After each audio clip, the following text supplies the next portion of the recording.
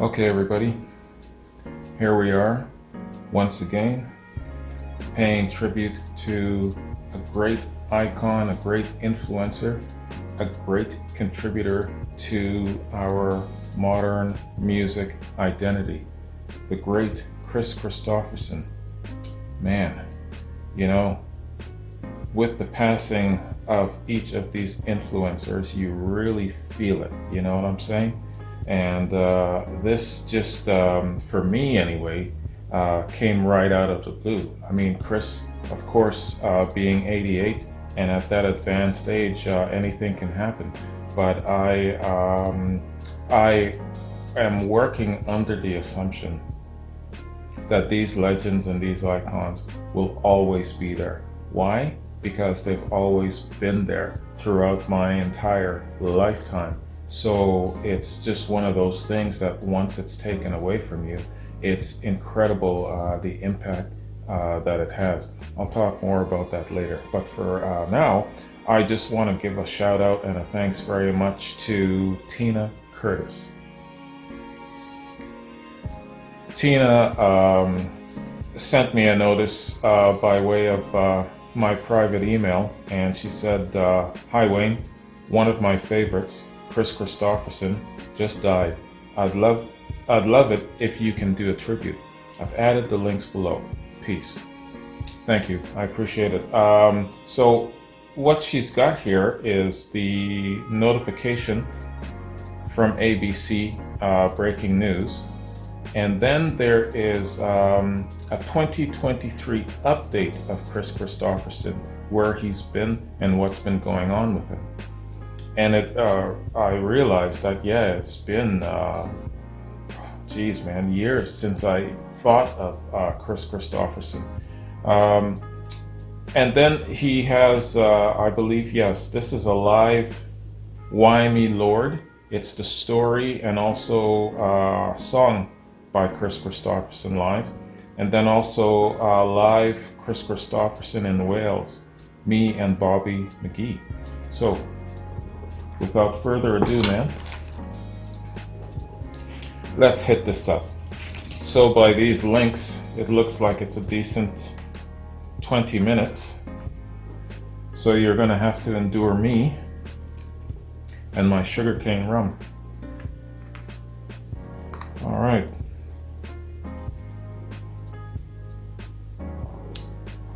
The great Kris Kristofferson, everybody. Let's get it. He was an Oxford scholar, a Golden Gloves boxer, and an Army Ranger who flew helicopters. But we knew him most as an accomplished singer, songwriter, and actor. Entertainment guru George Pinocchio has more on this truly unique performer. Freedom's just another word for nothing left to lose. Kris Kristofferson's Me and Bobby McGee was first recorded by Roger Miller Cool guy. and Janis Joplin and several others, but Kristofferson wrote it. Good enough for me and Bobby McGee. Kristofferson wrote several songs for other singers, but he would also sometimes record them himself, including For the Good Times. Bill Nash sang it in 1968. Kristofferson had it on his debut album 2 years later. For the good times. Over the years, he would be nominated for 13 Grammy Awards, winning 3, along with a Grammy Lifetime Achievement honor. And loving her was easier than anything I'll ever do again. Please don't tell me how the story Rita Coolidge. He sang that song with his then second wife, Rita Coolidge. He would sing others with Johnny Cash, Willie Nelson, and Waylon Jennings. They called themselves the Highwaymen. help me make it through tonight. Kristofferson had a whole other career as an actor. In 1971, he made his debut opposite Gene Hackman in Cisco Pike. Don't tell me what I don't understand, man. 3 years later, he played Ellen Burstyn's leading man in Alice Doesn't Live Here Anymore. But what about Friday? In 1976, he was the sailor who fell from grace with the sea. The same year, I love you, Esther. he starred with Barbra Streisand in a remake of A Star Such Is a Born. famous picture.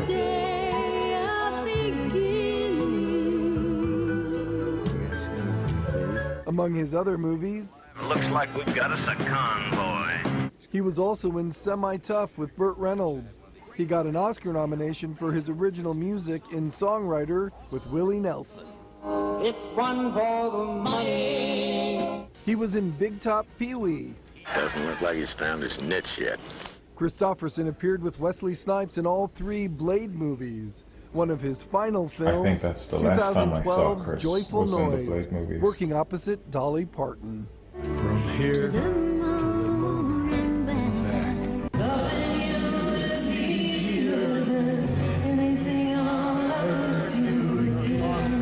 That was Kris Kristofferson and Roseanne Cash at Willie Nelson's 90th birthday party, and it's really the reason we're here.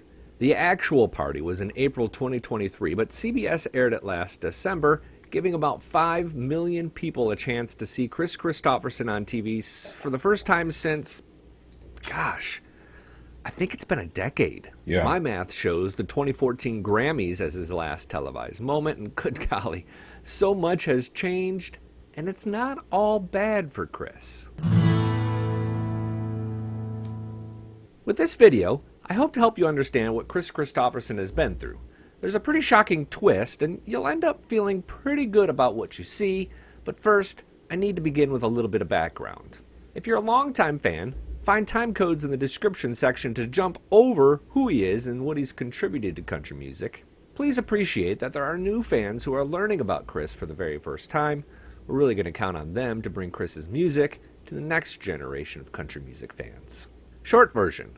There's a real good reason that his buddy Willie Nelson said this during his induction speech at the Rock and Roll Hall of Fame. Now that Johnny and I have been inducted, I want to give a plug for Waylon, who played with Buddy Holly, and Kris, who sang so many hits, to be inducted too.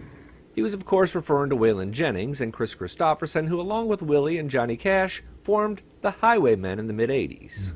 Thumbs up if you agree with Willie, and maybe make a suggestion about who else from country music should go into the Rock Hall. Also, consider subscribing if you appreciate original analysis of country music news. And be sure to check out the Taste of Country store for some great merch that cherishes the legends. That's actually the best way to support this channel. Kristofferson enjoyed a decent artist career and played some really memorable roles in film. Most notable was his Golden Globe Award-winning role as John Norman Howard in the 1976 film A Star Is Born. We're coming closer, lady. Musically, he's generally the considered movie. to be in the top tier of country songwriters, perhaps only second to Hank Williams. This is his most famous right. Help me make it through the night. A ton of people have cut that song. The same is true for Me and Bobby McGee, but Janis Joplin's version is most famous there. For the Good Times by Ray Price and The Talker by Waylon Jennings are 2 more. He's written some Johnny awesome Cash's songs, Sunday man. Morning Coming Down earned him a CMA award. Well, I woke up Sunday morning with no way to hold my head. That didn't hurt. He'd eventually be given Lifetime Achievement Awards at the ACMs, CMAs, and Grammys, hence the 2014 Grammy Awards performance. We put that together in 2016, which was about the time that everything we thought we knew about Kris's health pivoted.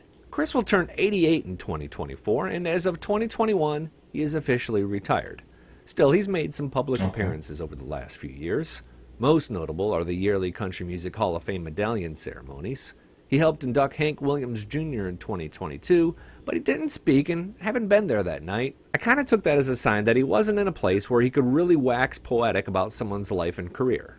But it's a pretty dangerous leap to assume that his reticence and his unsteady stature during the Willie Nelson birthday celebration is a sign that something is wrong. I say this with total sensitivity. He's almost 90, and almost 90-year-olds have good days and bad days. Let me use Loretta Lynn as an example. Prior to her death, I witnessed moments where she seemed very unaware, but then also saw some really insightful interviews with her. I mean, you just don't know. When Kris announced his retirement in 2021, his team made it really clear that it had more to do with the COVID-19 pandemic and labeled it as a natural evolution. His manager even told Variety that, quote, "He's really healthy and in good shape." Just 2 years earlier, he ripped through Bobby McGee at the Bridgestone Arena in Nashville, and yeah, that's Eric Church and Willie Nelson by his side. It was part of a different Willie Nelson tribute show. And the windshield wipers slapping time, Bobby clapping hands. What everyone gets tripped up on was the announcement that Kris was battling Alzheimer's disease. Yeah, that kind of seems like a big deal, Right. but it isn't because he wasn't battling Alzheimer's disease. Let me explain. From about 2009 to 2016, Kris was becoming increasingly forgetful. That's according to friends who spoke to Closer for a cover story titled Kris Kristofferson's Miracle Recovery from Alzheimer's Diagnosis. Doctors said it was either Alzheimer's or dementia brought on by being hit in the head so much playing football and boxing. We think of that as CTE today. His wife Lisa even talked to Rolling Stone about it all. In early 2016, a doctor thought to test him for Lyme disease, which can also cause neurological problems and memory loss issues. That test came back positive, and once he received treatment, quit taking medications for an illness that he didn't have, all of which had side effects, it was, quote, like Lazarus coming out of the grave and being born again. That was his friend Chris Gantry talking to Closer. Songwriters really do give the best quotes. Knowing all of this, do you see this moment with Rosanne Cash a little bit differently?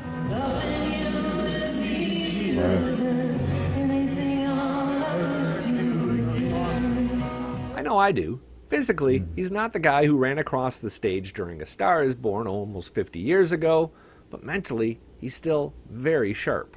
This story has a happy ending for now, and frankly, we'd love to see Willie get his Rock and Roll Hall of Fame wish. I'm Billy Dukes for Taste of Country. Thanks for watching, and thanks for subscribing. Okay.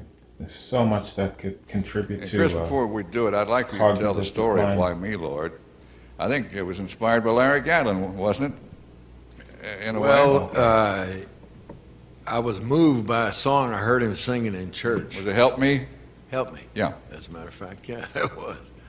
Wasn't it? It was at Jimmy Snow's church. You took Connie Smith to church, or she took you to church? She took me to church. We had, the night before, we'd been down in Cookeville with a bunch of people doing a benefit for Dottie West's high school band or something. And then Connie took me over to church the next day to Jimmy Snow's church. And I had a profound religious experience during the session, something that I had never had happened to me before. And Why Me came out of it. It was a very personal experience then. Yes, it was. Everybody was kneeling down, and Jimmy said something like, "If anybody's lost, please raise their hand." And I was kneeling there, and I don't go to church a lot. And the notion of raising my hand was out of the question, and I thought I can't imagine who's doing this. And all of a sudden, I felt my hand going up, and I was hoping nobody else was looking because everybody had their head bent over, praying. And then he said, "If anybody is ready to accept Jesus," something like this, come down to the front of the church. And I thought that would never happen. And I found myself getting up and walking down with all these people and going down there, and I don't really know what he said to me. He said something to me like, "Are you ready to accept Jesus Christ in your life," or something? And I said, "I don't know. I didn't know what I was doing there." And he put me down. He said, "Kneel down here," and he, I can't even remember what he was saying, but whatever it was such a release for me that I found myself weeping in public, and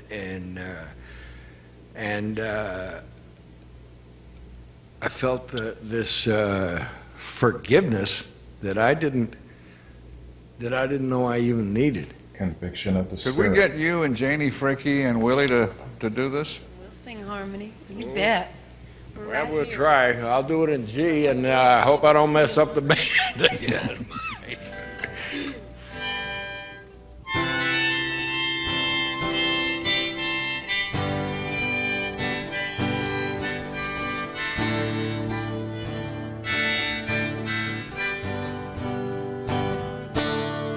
Why me, Lord? What have I ever done to deserve even one of the pleasures I've known?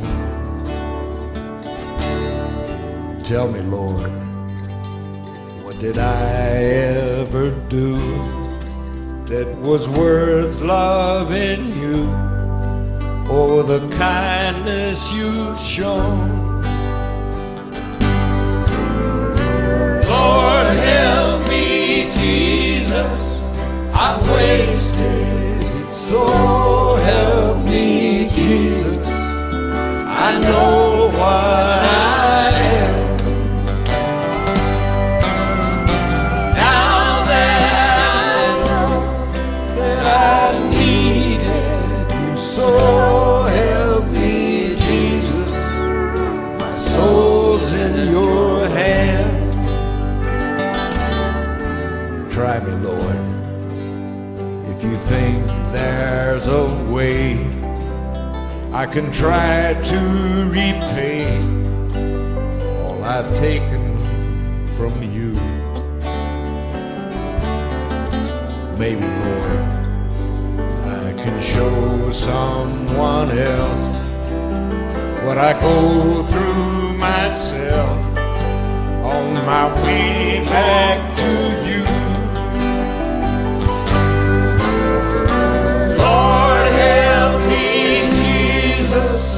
I've wasted, so help me, Jesus, I know what I am.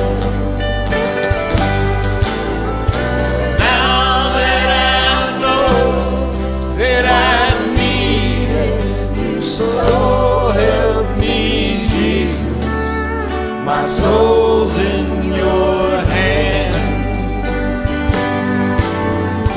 Jesus, my soul's in your hand.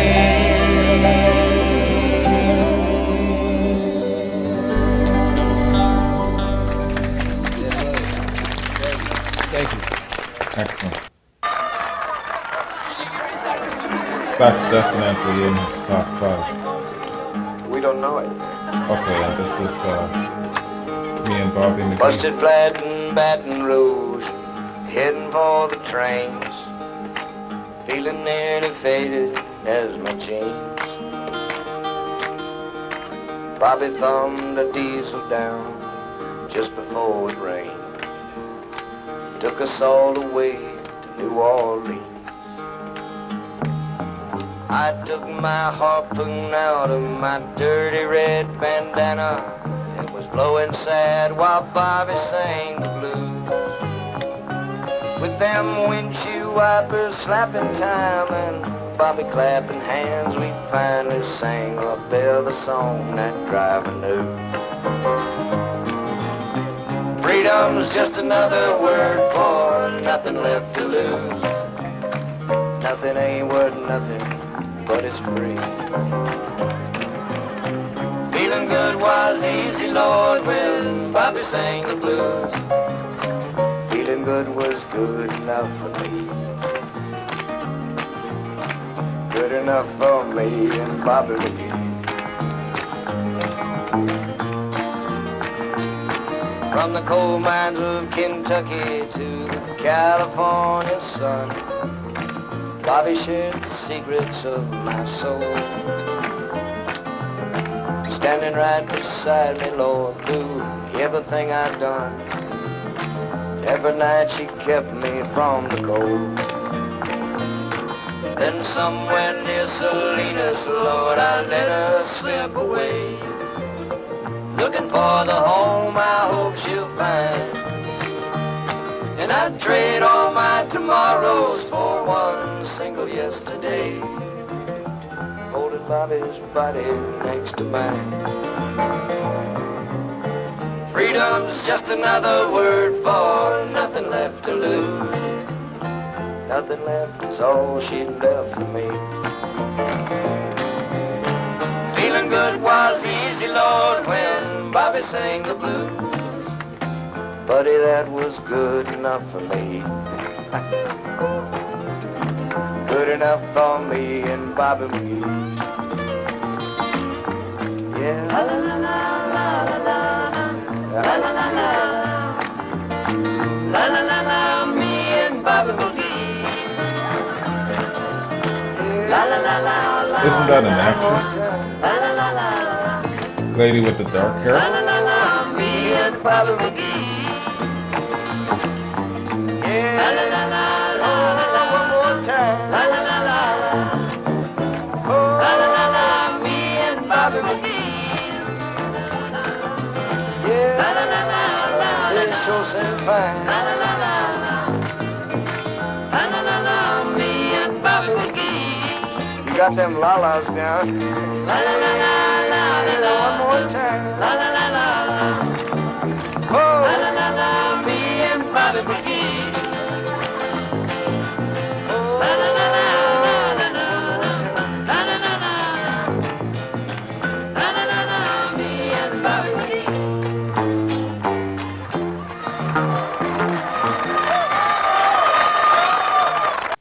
Fantastic, man.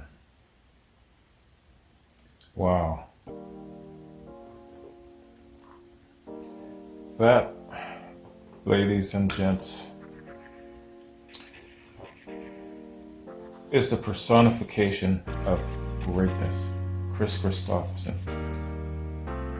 Masterful in both of his chosen paths as a singer-songwriter and as an actor, you know, and I'm sure, just like myself, you've had to remind yourself, oh yeah, by the way, this guy's also a great actor. Oh yeah, by the way, this guy's also a great singer-songwriter, depending on what format is being presented to you. And I'll tell you right off the top what Kris Kristofferson means to me as an artist, as a singer-songwriter personality more so.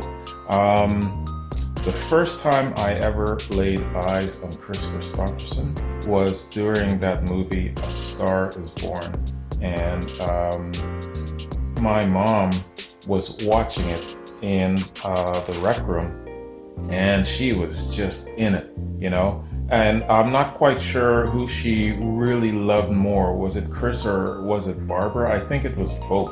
But she was lit, and she wasn't having me making any noise or nothing. So what did I do? I sat down next to her and I started to watch it. And I remember the part where he was on stage and performing. He was doing a great rock and roll gig, and a biker came up to him and said that he's a great fan, and he kissed him. And you know, my 10-year-old brain was blown, right? I'm like, oh my gosh, he kissed that guy. I thought a big scrap was gonna actually take place, but what ended up happening after that was he hopped on the biker's motorcycle and he was riding across the stage. I think he was just so out of it that he fell off the bike. And that was my introduction to Kris Kristofferson. So I said, oh my God, this guy is cool as hell. And so, I don't know, maybe in the same frame of time, perhaps, I then see the dude on The Muppet Show. And this was a really, really big deal because, you know, in my 10-year-old mind, 11-year-old mind, you make it to The Muppet Show? Damn, man. You know, you are definitely something to talk about. It's The Muppet Show with our very special guest stars, Rita Coolidge and Kris Kristofferson.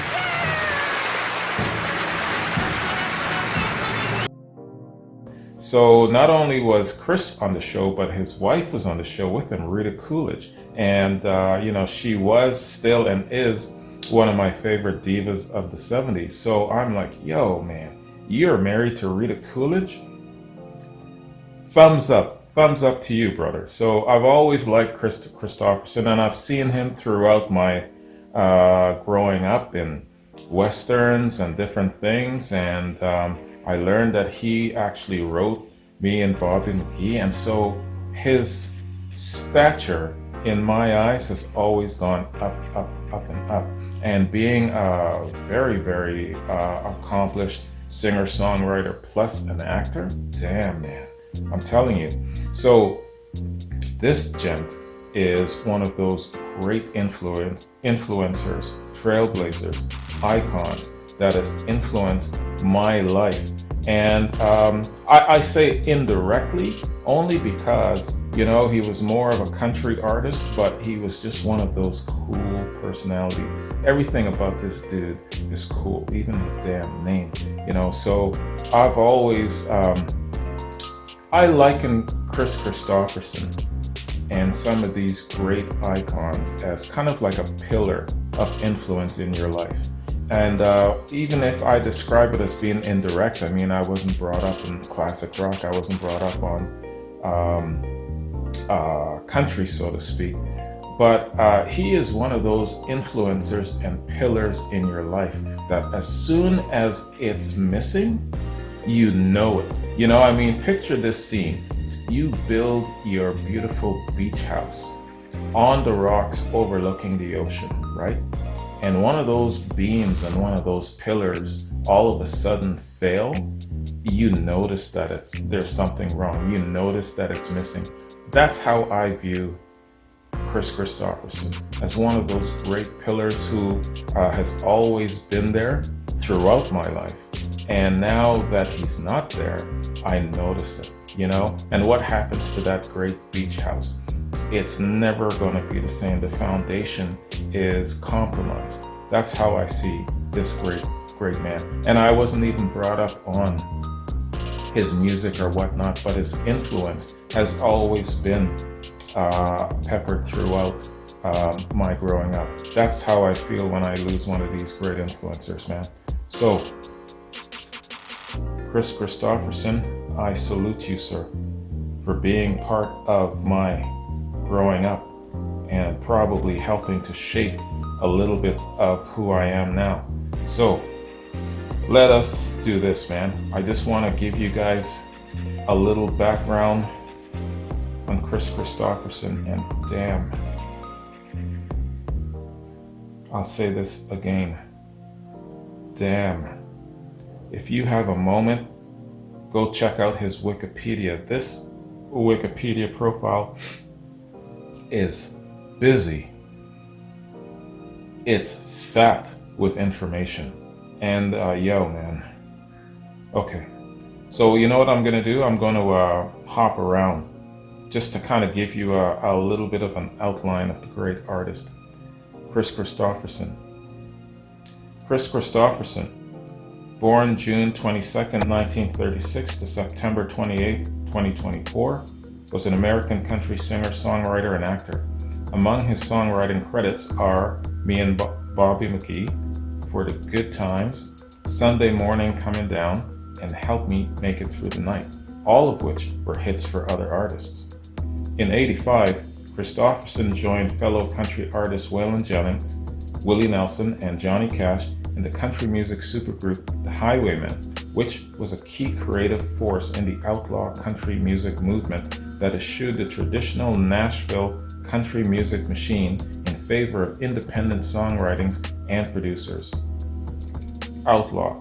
He has an outlaw persona. That is a great way to describe him, I think. As an actor, Kristofferson was known for his roles in Pat Garrett and Billy the Kid, Bloom in Love, Alice Doesn't Live Here Anymore, A Star Is Born, which earned him a Golden Globe Award for Best Actor. Yo, okay. The list just keeps going. Heaven's Gate, Stagecoach, Lone Star, and the Blade film trilogy from '98 to 2004. Kristofferson was inducted into the Country Music Hall of Fame in 2004. Military service in music. Yeah, let me click on that, go down a bit. Kristofferson, under pressure from his family, joined the U.S. Army and was commissioned as a second lieutenant Attaining the rank of captain, he became a helicopter pilot after receiving flight training at Fort Rucker in Alabama. He also completed Ranger School. Damn. Any of you military folks out there, do you know how challenging it is to complete Ranger School? A U.S. Army Ranger? Yo, man. Props. During the early 60s, he was stationed in West Germany as a member of the 8th Infantry Battalion. During this time, he resumed his music career and formed a band. In '65, after his tour in Germany ended, Kristofferson was given an assignment to teach English literature at West Point. Instead, he decided to leave the Army and pursue songwriting. His family disowned him because of his career decision. Sources are unclear on whether they reconciled. They would have by now. They saw it as a rejection of everything they stood for. Although Kristofferson says he is proud of his time in the military and received the Veteran of the Year award at the 2003 American Veterans Awards ceremony. Growing up in those days was challenging. It was tough, man. You had to really, really buckle down and stand up, even to your family. That must have been hard. Personal life and death. In '61, Kristofferson married his longtime girlfriend, Frances Fran Mavia Beer, eventually divorcing. Kristofferson briefly dated Janis Joplin before his death in October of 1970. I heard he also dated Barbra Streisand. His second marriage was to singer Rita Coolidge in '73, ending in divorce by 1980. Yeah, those two huge careers, man. You're never with each other. Kristofferson married Lisa Myers in 1983. Kristofferson and Myers owned a home in Los Flores Canyon in Malibu, California, and maintained a residence in Hana on the island of Maui. Kristofferson had 8 children from his 3 marriages, 2 from his first marriage to Fran, 1 from his second marriage to Rita, and 5 from his marriage to third wife, Lisa. Kristofferson said that he would like the first 3 lines of Leonard Cohen's Bird on a Wire on his tombstone. Oh yeah, man. Yeah, I did a Leonard Cohen reaction. It's on my Beyond Classic Rock channel. Like a bird on the wire, like a drunk in a midnight choir, I have tried in my own way to be free. Beautiful. Kristofferson died at his home in Maui, Hawaii on September 28, 2024. He was 88 years old. And there's no mention of his cause of death.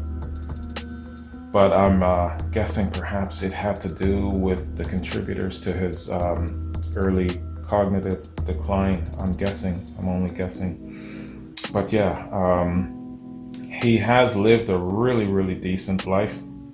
And I don't know how long he might have been in decline, or he might have been sick perhaps. But yeah, I think about Kris Kristofferson, the first thing that came to my mind was, oh my gosh, when is the last time that I heard from or seen Kris Kristofferson in anything? And sometimes artists disappear, but they're still active doing live shows and things like that. And unless they cross your eyes in front of a TV screen or a social media post or whatnot, you're not really in tune with what's going on with them. So it was a shock to my mind to think, oh my gosh, when is the last time I heard from Kris Kristofferson?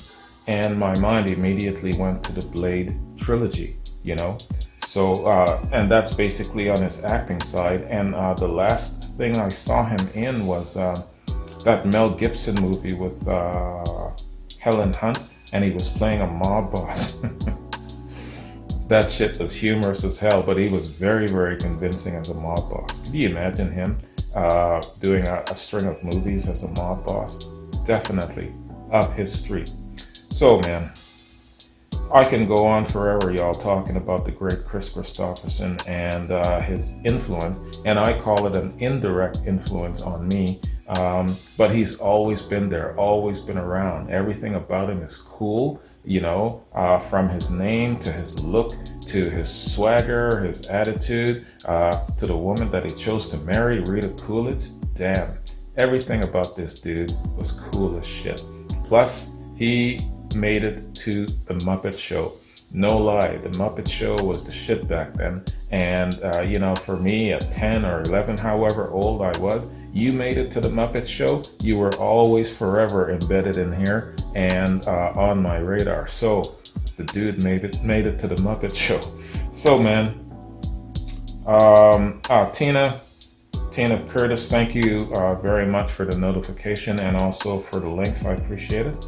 And folks, tell me what Kris Kristofferson means to you as an artist, as an influencer, even as an actor. I see him a little bit more as a singer-songwriter where it comes to his iconicness, where it comes to his legendary status, but he was also a great, accomplished, masterful actor. And so, there's so much about the guy that you can appreciate. But tell me what Kris means to you, how you got acquainted with him. More than likely it'll be through his music, I'm sure, for a lot of you old cats. And speaking of old cats, man, certain artists have a big effect on my dad. So the Kris Kristoffersons, the Bob Dylans, and this sort of thing, the folk rock, country, and stuff like that. It's more his music, but I appreciate what these artists meant to him, because way back in the 70s, he and his pod of welder pipe fitters and all of these guys, they would hop on buses and they would take off and they would go and they would see these artists, sat with them, smoked up with them, got high with them. So certain artists that pass has a big effect on my dad. When Peter Green passed, man, he was, he was cool on the outside, but internally he was a wreck because he wasn't talking.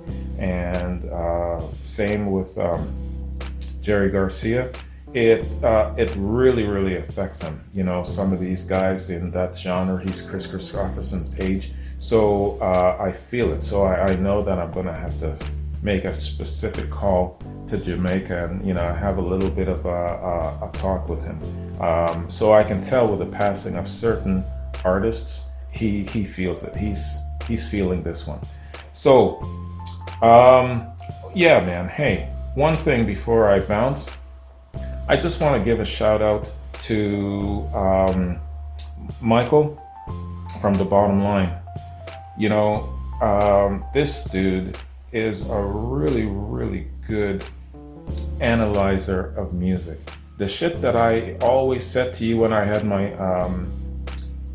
my channel going regularly is that I wish I was around to have all of this information and to understand the renaissance of creativity that was happening at the time, and that these artists came from, their influence and what made the music so good. I don't have that background, but this dude does, man. So check out The Bottom Line. Michael, you're doing great work. I salute you, brother. I don't have a chance to always watch your content, but then I can catch up, right? So one of the stellar channels out there. So what else was I gonna say? I can't remember. But man. So back to Kris Kristofferson, a fantastic artist, a great influencer and icon, and condolences to his family and also to his fans. I know you guys are really, really feeling this loss for sure. If I'm feeling it at my level, I know that his staunch fans are really, really feeling it. So condolences to you. I also give you a salute. So, man, with that said, I think that's all I've got to say. I don't have any other notes. So I will say this. even though it is the fall, even though it is that time of year where you see influencers passing along, I'm going to say that I hope that I don't see you anytime soon. But you know, this shit always comes in threes, doesn't it? I believe in the power of three, but in this case, I'm hoping that I'm wrong. Anyway, y'all, take care of yourselves, and hopefully you don't see me anytime soon. Peace out.